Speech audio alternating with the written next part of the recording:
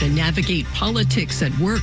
Marketplace Morning Report is supported by Progressive Insurance, providing direct car insurance rates side by side with other insurance carriers. Customers can see rates and find an option that works for their needs. Now that's Progressive. Learn more at progressive.com. From Marketplace, I'm Nancy Marshall-Genzer in for David Brancaccio. It is Martin Luther King Day. Today is also Inauguration Day, with Donald Trump officially starting his second term as president. Election season is, for the most part, over, but that doesn't mean political discussions stop, even when you go to work. After all, some people are saying the 2026 midterms are just around the corner. So what do you do if news or politics start impacting you at work? And how do you navigate those conversations safely at the office? Minnesota Public Radio correspondent Catherine Richard has been reporting on political polarization as part of the Talking Sense reporting project. And Catherine is here to tell us what she's learned. Good morning, Catherine. Good morning, Nancy. So we're seeing more political tension in the workplace. Why is that? Well, the experts I spoke with say it's because our personal identities have become so deeply entwined with our political beliefs. So it's really hard to leave that part of yourself at home when you show up for work every day. And on top of that, social media has made it easier for us to access information about our colleagues' political beliefs. You know, if you're friends on Facebook with your cubicle mate, they might post something about the election. You're going to see it, and maybe you're not going to like it. People still have to work together, even if they disagree politically. So what can employers do about these tensions? Well, if employers ignore these tensions, they may fester and then explode. And when there's distrust between colleagues, productivity can suffer. People might not want to collaborate together. Now, George Vergolius is the chief clinical officer for R3 Continuum. It's a company that provides behavioral health services to organizations facing workplace disruption. Vergolius says that it is possible for employers to create forums for productive conversations. In an ideal scenario, what we want is to have both parties actually walk away with a deeper understanding of why the other person sees their views the way they do. We're not talking about converting the other side. That can occasionally happen, but it's rare. But the ability that I can understand your perspective, understand how you arrived there, and still see you as a human that has a bunch of wonderful qualities, even if I vehemently disagree with your political views. That's what we want ultimately. Now, Vergolius says that some hallmarks of productive conversations are clear boundaries about what's on topic and what isn't. And people involved in these talks can ask curious questions. That's really helpful. And they're not going to try and change anyone's mind.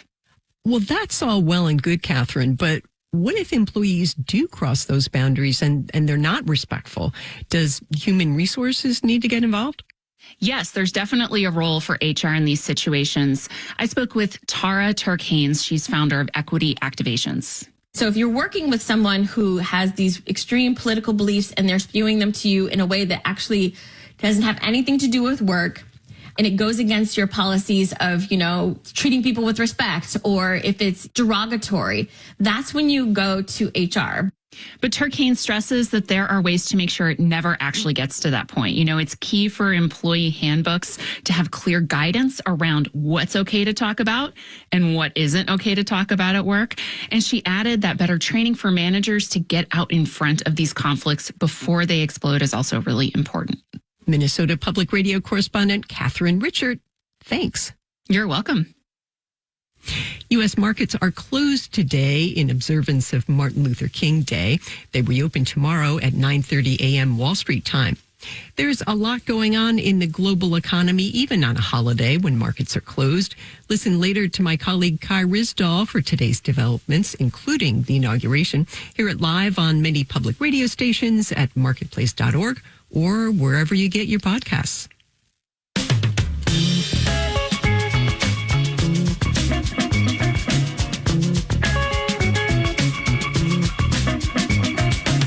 Marketplace Morning Report is supported by Glassdoor, announcing the best places to work in 2025 based on anonymous reviews from real employees.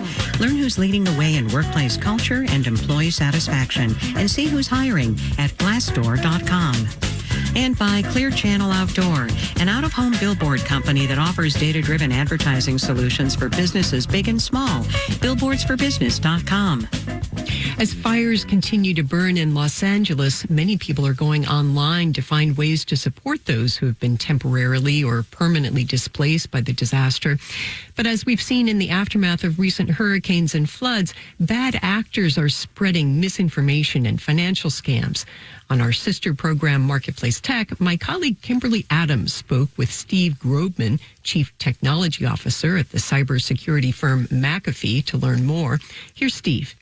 So a lot of what we've seen is, number one, celebrities endorsing charities that don't actually exist. So we've seen the likes of Emma Watson and Kim Kardashian having fake accounts set up, representing them, talking about contributions in order to provide relief for the victims of this event.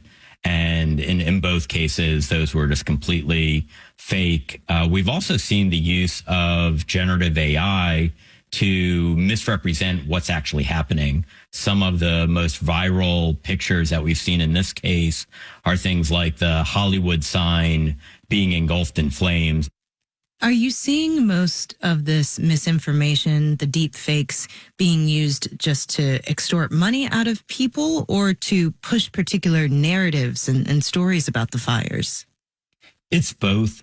We see it being used to inflame what was done by government agencies, or in some cases, there's a religious undertone that the events are related to the politics or the social leanings of that particular part of the country.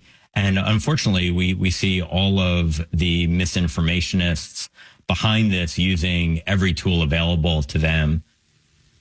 There's more of Kimberly's interview with Steve Grobman, including tips on how to avoid giving to fraudulent fundraisers. Check it out at the Marketplace Tech tab at marketplace.org. In Washington, I'm Nancy Marshall-Genzer with the Marketplace Morning Report.